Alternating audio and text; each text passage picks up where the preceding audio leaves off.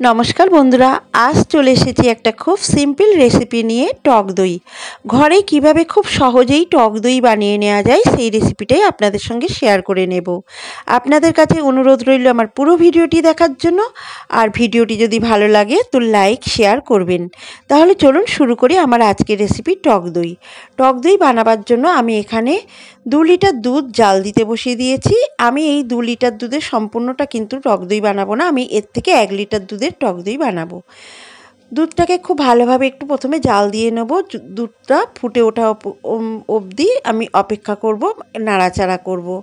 দুধটা যাতে নিচে না লেগে যায় তাই অনবরত জাল দেওয়ার সময় কিন্তু নাড়াচাড়া করতে হবে। দুধটা দেখুন খুব ভালোভাবে জাল দেওয়া নেওয়া হয়ে গেছে, খুব ভালোভাবে ফুটে উঠেছে। এবারে আমি গ্যাসের ফ্লেমটাকে অফ করে দেব, দিয়ে এই দুধটাকে একটু ঠান্ডা করে নেব। খুব বেশি ঠান্ডা করব না, একটু উষ্ণ গরম থাকবে এরকম অবস্থাতে আমি টক দইটা তৈরি করব। তার জন্য 1 লিটার দুধ আমি একটা বাটিতে নিয়ে নিয়েছি। আর এই দুধে টক দইটা বানাতে হবে এমনভাবে দুধটা নিতে হবে যাতে একটা আঙুল দিলে দুধটার মধ্যে আঙুলটা সহ্য করা যায়। খুব বেশি ঠান্ডা করে নেবেন না, আঙুলটা ডুবালে যাতে আঙুলটা সহ্য করতে পারে সেই রকম একটু উষ্ণ গরম দুধটা নিতে হবে। একেবারে ঠান্ডা করে নিলে কিন্তু সেই দুধে টক দই হবে না। এবারে অপর দিকে আমি আর একটা বাটি নিয়ে নিয়েছি। এই বাটিতে আমি নিয়ে নেব 2 চা চামচ টক দই। এটাও আমার ঘরে পাতা টক দই, তার থেকে আমি 2 চা চামচ নিয়ে নিলাম। নিয়ে এই টক দইটাকে খুব ভালোভাবে প্রথমে ফেটিয়ে নিতে হবে।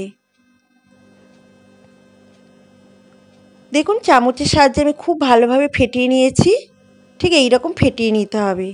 এবার এই ফেটিয়ে নেওয়া টক দইটা এই উষ্ণ গরম দুধের মধ্যে দিয়ে দিতে হবে। দিয়ে টক দইটা দুধের সঙ্গে খুব ভালোভাবে মিশিয়ে নিতে হবে। আমি প্রথমে চামচ দিয়ে একটু নাড়াচাড়া করে মিশিয়ে নিচ্ছি,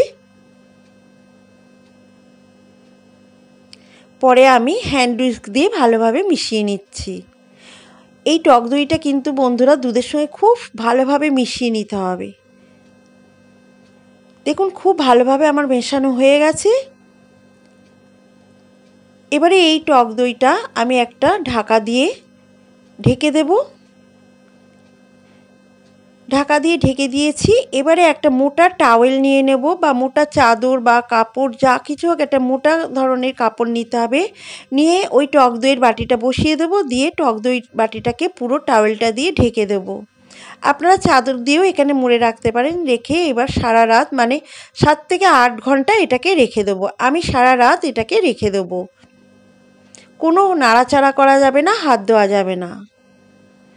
8 ঘন্টা পর সকালবেলায় আমি দেখাচ্ছি। দেখুন আমার টক দইটা দারুণ জমে গেছে, দারুণ বসে গেছে, একদম তৈরি হয়ে গেছে পারফেক্ট টক দই। টক দই বানানো খুব সোজা বন্ধুরা, এইভাবে আপনারা বাড়িতে বানান। আর বাড়িতে বানানো টক দই কিন্তু দোকানের টক দইয়ের থেকে অনেক বেশি ভালো, তাই বাড়িতে আপনারা এইভাবেই বানিয়ে নিন খুব সহজে। দেখুন আমি চামচে করে কেটেও দেখাচ্ছি কত সুন্দর টক দইটা হয়েছে। আর এই বাড়িতে বানানো টক দই থেকে কিন্তু একটুও জল কাটে না, টক দইটা একদম পারফেক্ট দারুণ টক দই হয়।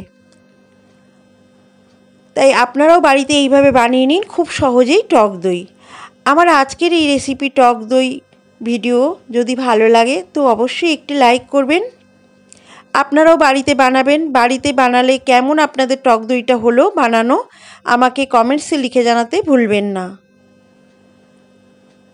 আবার ফিরে আসবো পরবর্তী একটি রেসিপি নিয়ে। ততক্ষণে সবাই ভালো থাকবেন, সুস্থ থাকবেন। আর আমার ভিডিওটি দেখার জন্য অসংখ্য ধন্যবাদ।